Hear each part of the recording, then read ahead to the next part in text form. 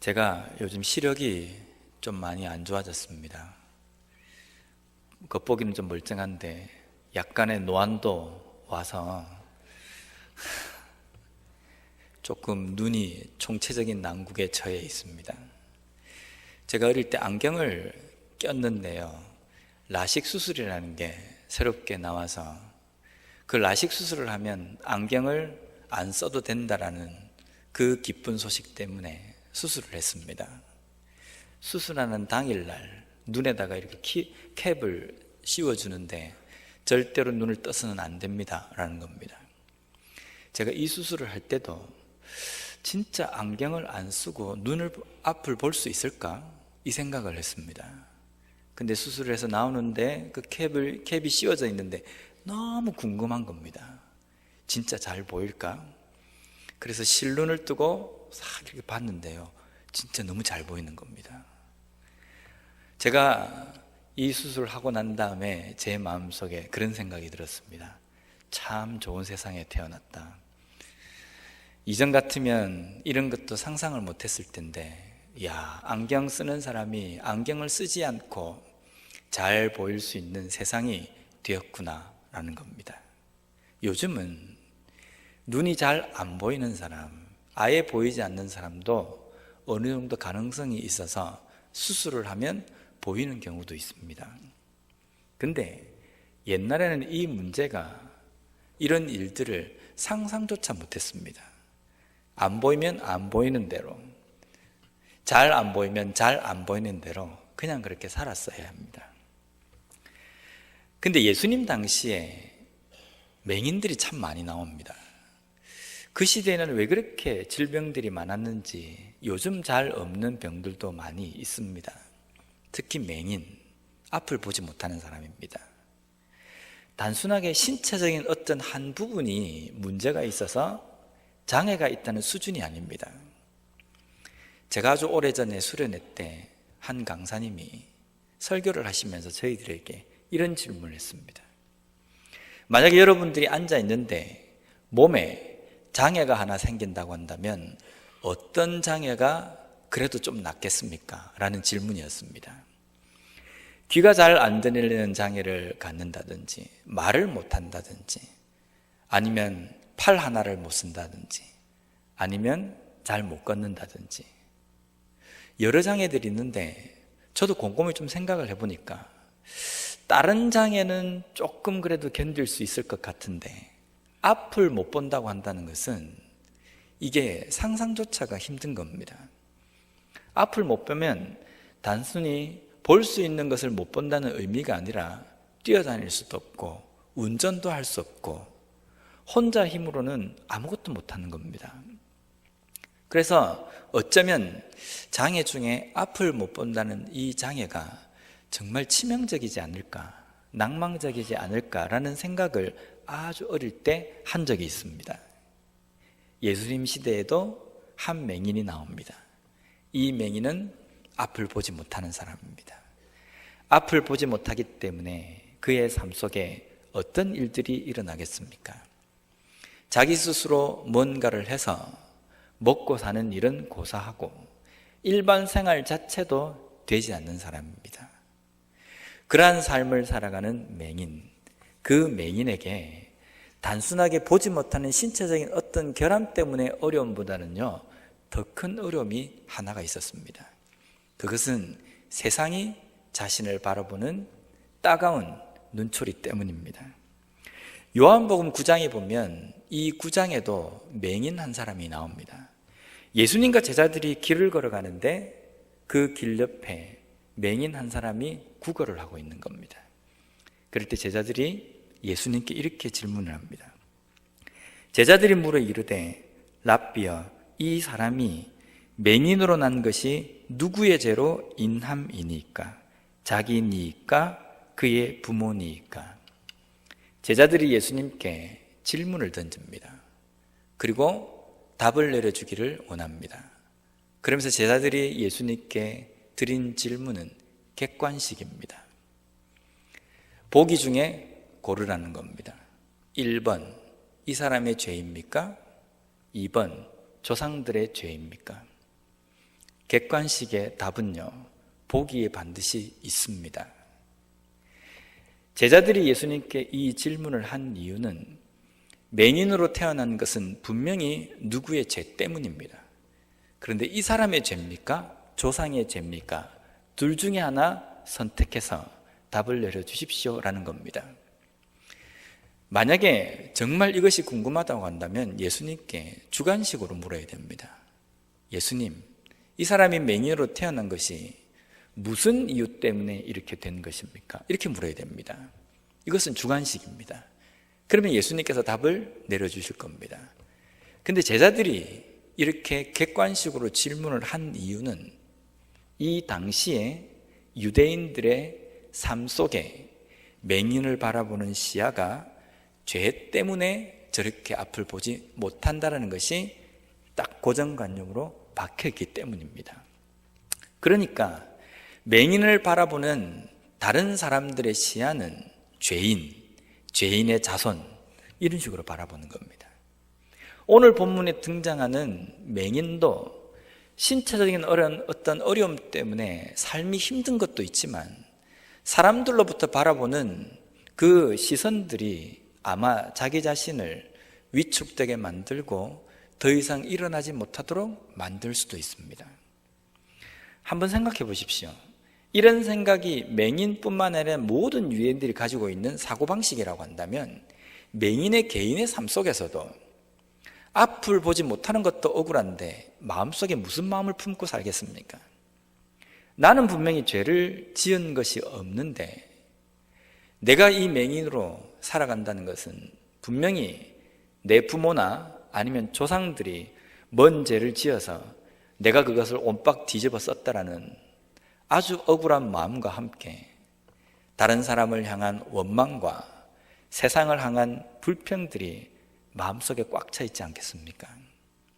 그야말로 오늘 본문에 등장하는 맹인은 단순하게 앞을 보지 못하는 사람이 아니라 삶에서 더 이상 희망도 없고 세상을 더 살아가야 되겠다라는 어떤 필요성도 느끼지 못하는 그야말로 바닥에 있는 인생이라고 그렇게 우리가 볼 수 있습니다.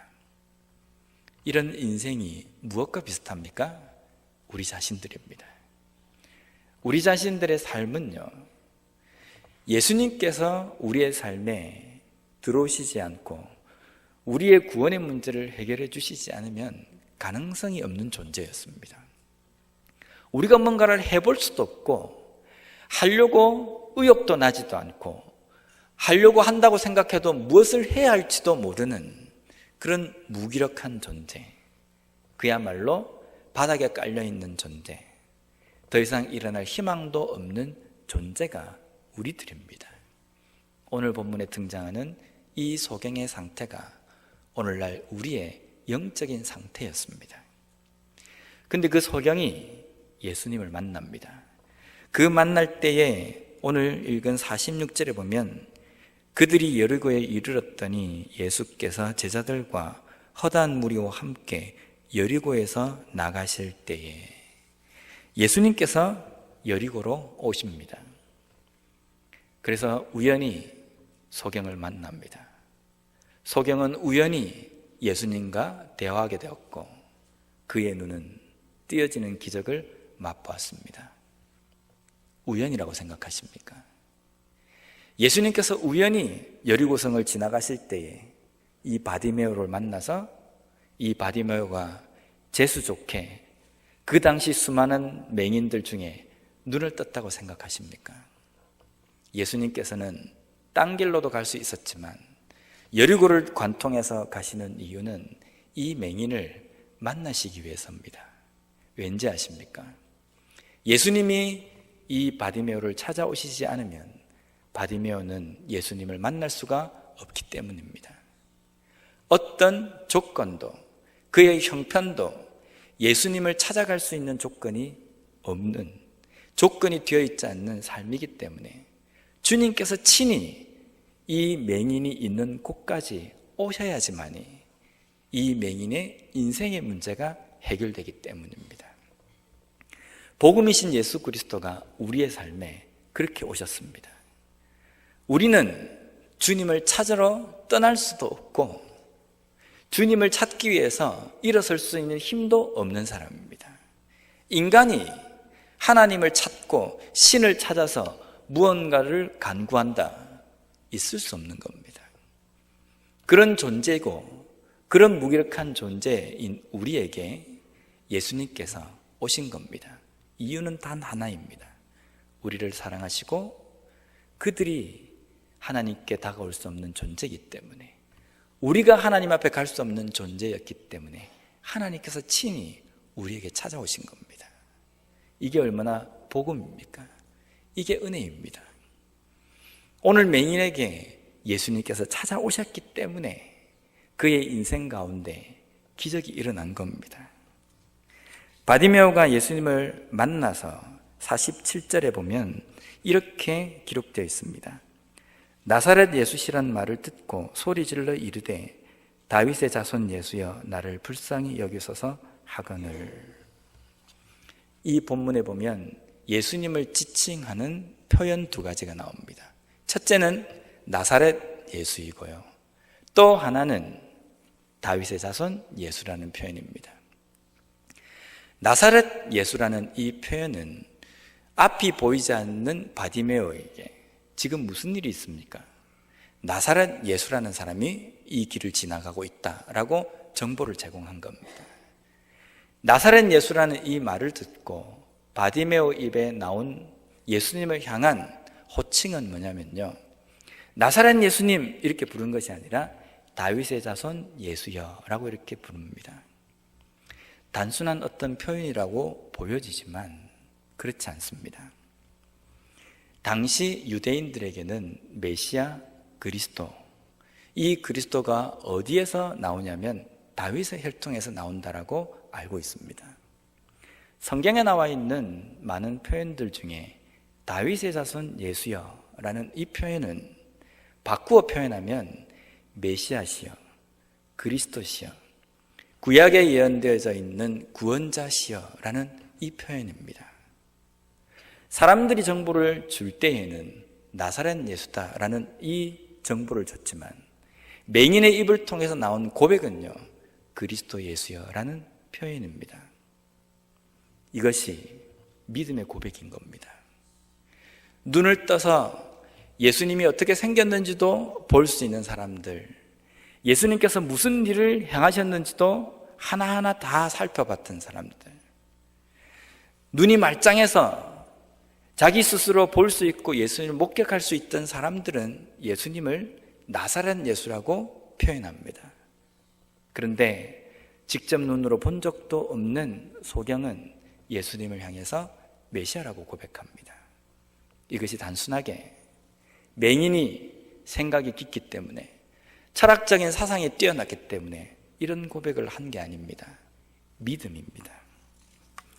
마가복음 8장에 보면 예수님과 제자들 사이에 이런 이야기가 오고 갑니다. 8장 27절입니다. 예수와 제자들이 빌립보 가이사랴 여러 마을로 나가실 때 길에서 제자들에게 물어 이르시되 사람들이 나를 누구라고 하느냐? 제자들이 여짜와 이르되 세례 요한이라 하고 더러는 엘리야, 더러는 선지자 중에 하나라 하나이다. 당시 주변의 유대인들이 예수님을 바라보는 시야입니다. 저 사람은 조금 우리보다 나은 엘리야, 세례 요한과 같은 선지자라는 겁니다. 그럴 때 예수님께서 다시 물으십니다. 그러면 너희들은 나를 누구라고 하느냐? 그때에 베드로가 주는 그리스도시요 살아계신 하나님의 아들입니다. 믿음의 고백을 합니다. 그럴 때 예수님께서는 이렇게 말씀하십니다. 예수께서 대답하여 이르시되 바요나 시몬아 내가 복이 있도다. 이를 내게 알게 한 이는 혈육이 아니요 하늘에 계신 내 아버지시니라.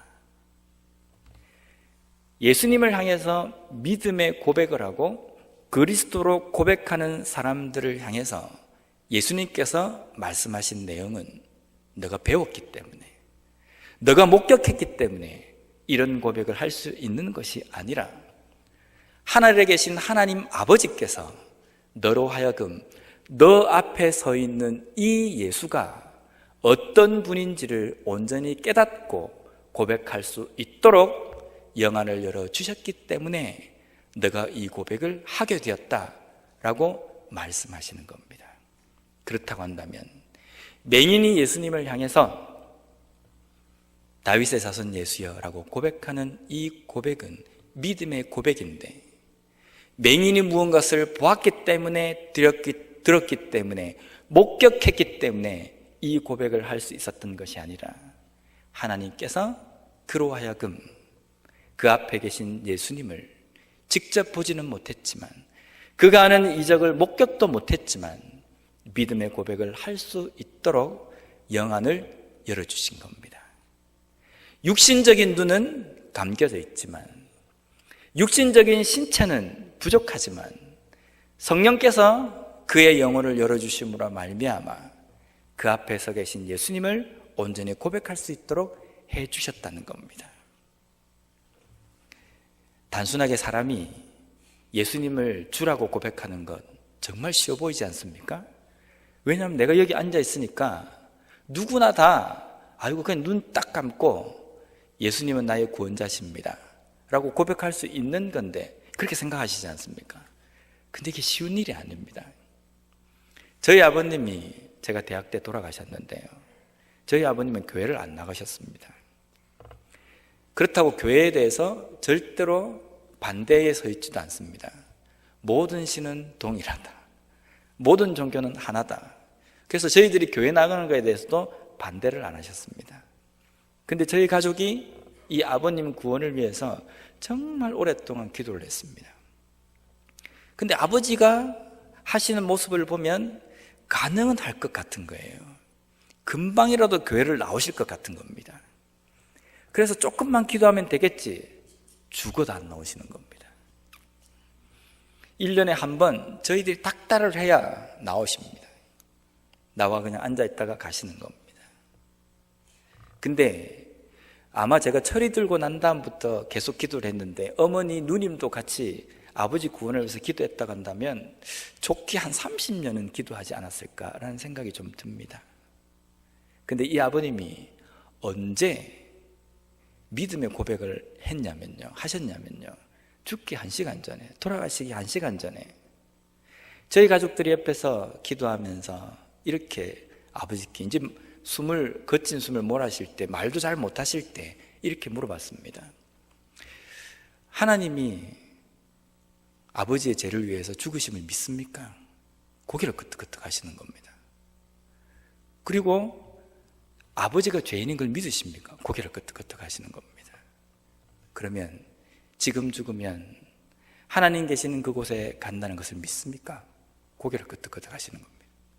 눈물을 주르륵 흘리시는 겁니다. 제가 그것을 보면서 하나님이 좀 원망이 됐었습니다. 야, 하나님도 너무하다. 이 간단한 고백이 이 입을 통해서 나오는데 몇십 년이 뭐냐 이게.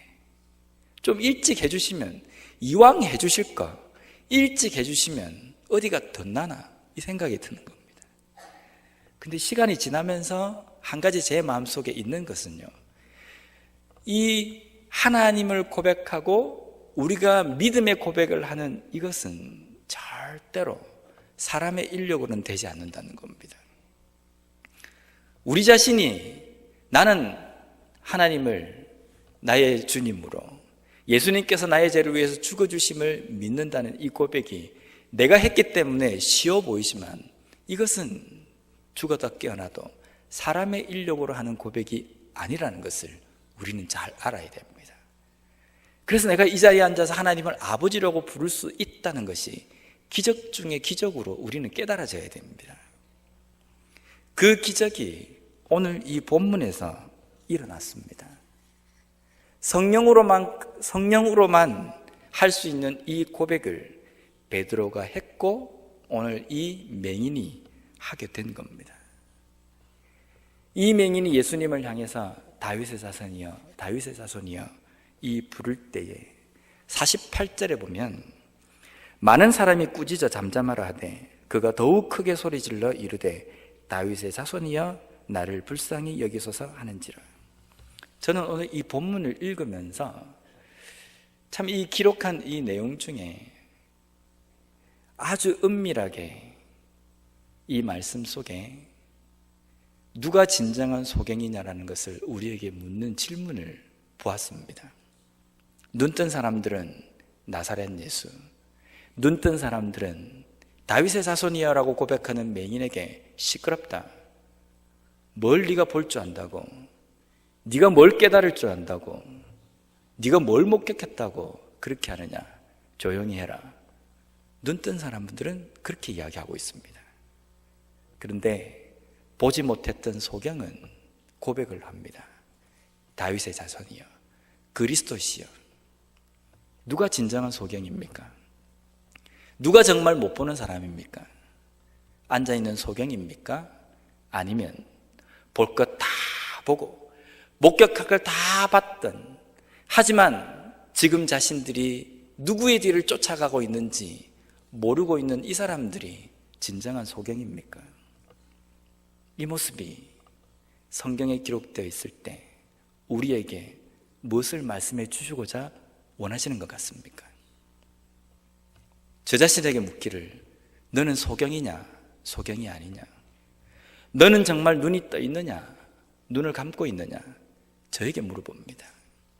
정말 눈을 떠서 내가 지금 드리는 이 예배의 의미가 무엇인지, 내가 하는 이 기도의 의미가 무엇인지, 내가 소위 하나님의 일을 하고 있다라고 하는 이 일이 어떤 의미가 있는지, 정말 그 속에 마음이 실려 있는지, 내가 예배를 드리는 하나님, 그 하나님을 온전히 바라보고 있는 삶을 살아가고 있는지 우리 자신들에게 물어보는 내용입니다. 그러면서 우리는 육신적으로 밖으로 보여지는 사람들에게 맹인, 귀머거리, 문둥병자, 죽은 시체 이렇게 이야기한다는 겁니다. 정말 내가 하나님 말씀 앞에서 영안이 열려져서 볼 것을 보고 깨달을 것을 깨닫고 듣는 것을 들을 수 있는 그런 삶을 살아가고 있는가? 소경이 예수님을 향해서 다윗의 자손이여 그리스도여 메시아라고 고백할 때 옆에 있는 사람들이 도리어 꾸짖습니다. 이런 황당한 상황이 어디 있습니까? 앞에 계신 예수님을 제대로 보고 부르는데 왜 사람들이 야단을 치는 겁니까? 황당한 일이 아닐 수가 없습니다. 저는 지금까지 살아오면서 제 삶 속에 정말 황당한 일을 한 가지 겪었습니다. 그것이 지금까지 너무 황당해서 잊혀지지가 않는 겁니다. 제가 대학부 때 저희 대학부에는 철학기도가 있었습니다. 교회에서 금요 철학기도를 끝나고 나면 대학부 회원들만 대학부실에 모여서 그야말로 밤새도록 기도하는 겁니다. 기도하고 찬송하고 말씀 보고, 피곤해서 자고 싶은 사람은 그 의자에 그냥 자고, 계속 할 사람은 하다가 새벽기도 시간이 되면 새벽기도 하고 집으로 오는. 근데 그날도 금요 철학기도를 하고 있는데 대학부 회원들이 모여서 막 하다가 몇몇 이렇게 자고 싶은 사람은 자고 한 3명 정도가 남아서, 그때는 은혜를 받았는데요, 찬송가가 너무 부르고 싶은 겁니다. 그래서 찬송가를 펴서 1장부터 2장으로 넘어가면서 이게 돌아가면서 부르고, 화음 넣어서 부르고, 누가 선창을 하면 같이 따라 부르고, 그래서 1장부터 쭉 찬송가를 넘어가서 부르는데 그 찬송가 가사가 너무너무 우리 마음속에 막 와닿는 겁니다. 근데 갑자기 대학부실 문이 벌컥 열리면서 한 분이 오셔서 저희들을 막 야단을 치는 겁니다. 이 새벽에, 이 밤에 시끄럽게 교회에서 떠든다는 겁니다. 그 순간에 저희들이 깜짝 놀래가지고 일단 야단은 치시니까 저희들이 딱 그쳤습니다. 그리고 그분이 내려가시고 난 다음에 저희들 전부 다가 뻥 쪄가지고 얼굴을 쳐다보면서 우리가 지금 뭘 했지? 우리가 무슨 잘못을 했지? 그 생각이 좀 드는 겁니다. 그 일이 지금까지 안 잊혀집니다. 안 잊혀지는 이유는 억울해서가 아닙니다. 그 야단을 치시는 분이 교회에서 그 나름대로 믿음의 영적인 리더라고 하시는 분입니다. 근데 그분이 그 이야기를 하시는 모습을 보면서 저는 지금도 그런 생각이 듭니다. 내가 만약에 내 나름대로 판단하고 내가 옳다라고 생각하는 그 일 속에서도 영적인 눈이 가리워져서 판단을 잘못하는 경우도 있겠구나라는 생각입니다. 지금 내가 믿음의 이 여정을 걸어가고 있다라고 나는 자부를 하지만 어쩌면 영적인 눈이 감긴 상태에서 온전히 깨닫지 못하고 하는 판단과 일들이나 말을 할 수가 있겠구나. 내 삶에서 중요한 것은 내 영안이 띄어지는 것이겠구나 라는 생각입니다. 우리는 믿음 생활을 잘 하고 있다라고 이야기하고 자부하는 사람들입니다. 근데 우리의 삶에서는 정말 그러한 것들이 열매로 드러나고 있습니까? 맹인이 이렇게 온전한 고백, 바른 고백을 할 때 옆에 있는 눈 뜨고 있는 사람들은 부끄러워야 되지 않습니까?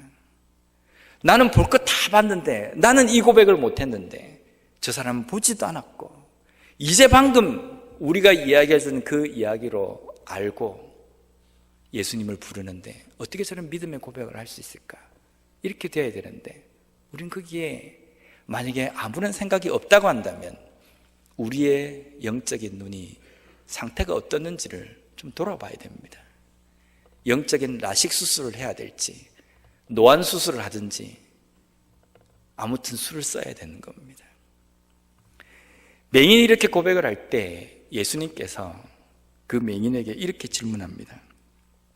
내게 무엇을 하여 주기를 원하느냐? 이것도 황당하지 않습니까? 지금 예수님이 이 맹인이 뭐가 필요한지 모르시겠습니까?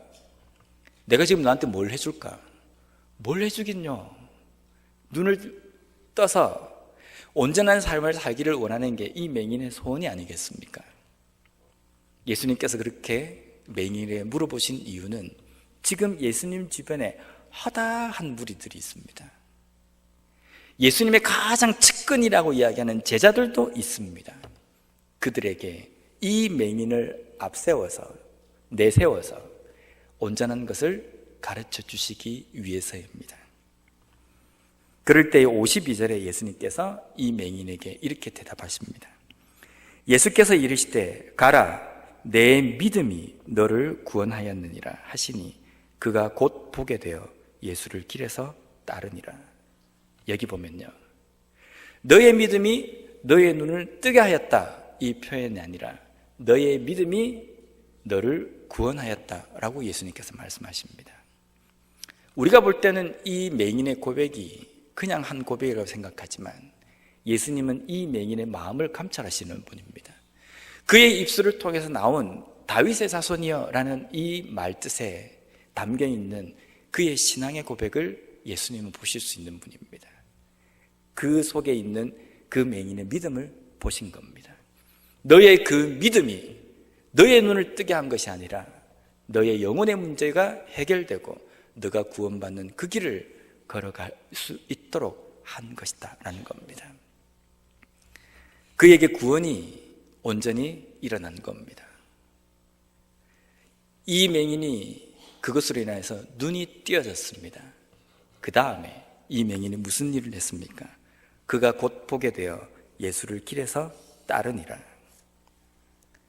맹인이 눈만 뜬다면 내가 밖에 나가서 일을 열심히 해서 지금까지 못 벌었던 건 내가 벌고 연애도 한 번 못했는데 내가 연애해서 결혼해서 알콩달콩 잘 살아야지. 아마 그런 생각을 했을지도 모릅니다. 그죠? 근데 눈이 띄어졌어요. 그 띄어진 그 맹인이 어떤 행동을 했습니까? 길에서 예수님을 따릅니다. 예수님을 쫓았습니다. 이런 멍청한 행동을 한 겁니다. 밖에 나가서 일을 해서 더 많이 이익을 얻어서 자기의 삶을 지금까지 못 살아봤던 목까지 정말 열심히 살아야 되는데 다 포기하고 주님을 쫓은 겁니다. 주변에 있는 사람들은 이 맹인을 보며 한심스럽게 생각했을지도 모릅니다. 그런데 영안에 띄어있는 맹인이 육신의 눈을 뜨니까 그 앞에 서 계신 분이 누구입니까? 예수님이라는 겁니다. 예수님이 내 눈앞에 서 계신데 어디를 가겠습니까? 돈 벌러 가겠습니까? 연애하러 가겠습니까? 그가 영안이 뜨여 있다고 한다면 내 눈으로 보는 이분이 누구인지 온전히 깨닫기 때문에 답은 하나입니다. 제자가 되는 겁니다. 주님을 쫓는 겁니다. 내가 삶에서 할 수 있는 모든 가능성도 다 주님께 드리는 겁니다. 내가 누릴 수 있는 모든 혜택들도 정상인이 되어서 앞을 보게 되어서 이제부터 내가 할 수 있는 모든 비전도 주님께 맞추는 겁니다.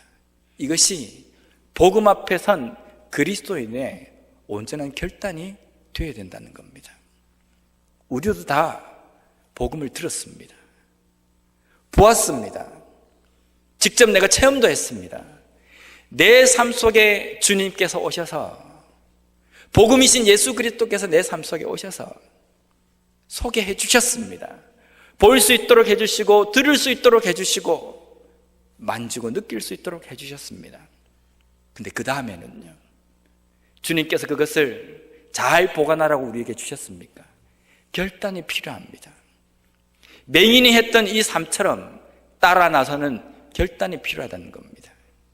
내가 할 수 있는 내 삶의 모든 가능성, 구원받은 백성으로서 내가 할 수 있는 모든 나의 삶의 혜택들을 주님께 드리는 것이 진정한 그리스도인이 해야 될 결단입니다.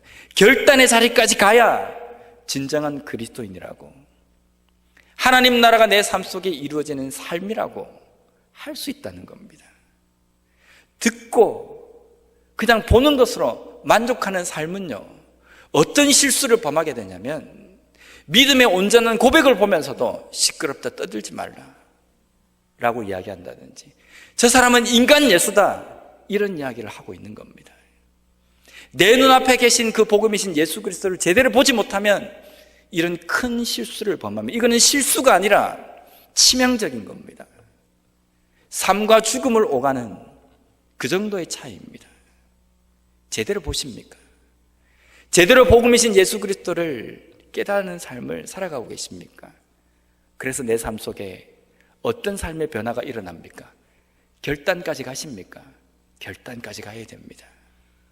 내 삶 모든 것을 주를 위해서 바칠 준비를 하며, 예수님께서 가신 그 길을 내가 쫓아가겠다라고 다짐하고 헌신하는 그 결단이 우리의 삶에 있을 때에, 그때부터가 제자의 삶이 시작이 되는 겁니다.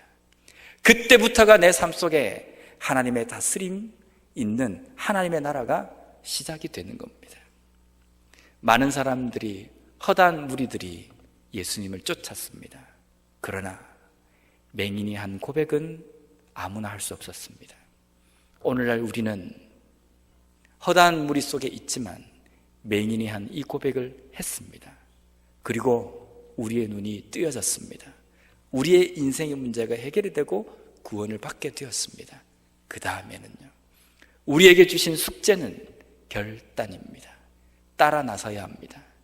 예수님께서 삶을 통해서 보여주신 것, 우리에게 말씀해 주신 이 내용들을 내 삶 속에 어떻게 내가 열매로 맺어야 할지, 그것에 관심을 가지고 내 삶의 모든 것을 올인함으로 말미암아 오늘도 단순하게 입으로만, 말로만 제자의 삶이 아니라 삶을 온전히 하나님 앞에 헌신함으로 진정한 제자의 삶을 살아가는 우리와 우리 교회가 되었으면 좋겠습니다.